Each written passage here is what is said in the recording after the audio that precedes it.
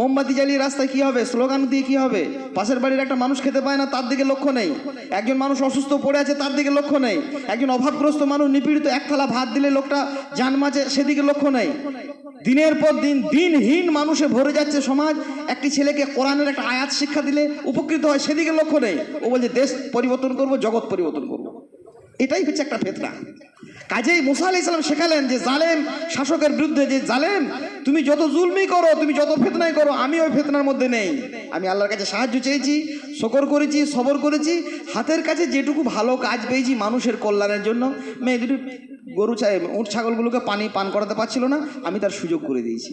আমরা যত অসহায় হই, যত বিপন্ন হই, নিজেকে বিপন্ন মনে না করে আল্লাহ সুবহানাহু ওয়া তাআলার বেশি বেশি সাহায্য পাওয়ার জন্য, আল্লাহ পাক রব্বুল আলামিন অসীম ক্ষমতার অধিকারী, আল্লাহ পাক রব্বুল আলামিন সমস্ত অবস্থার পরিবর্তনকারী।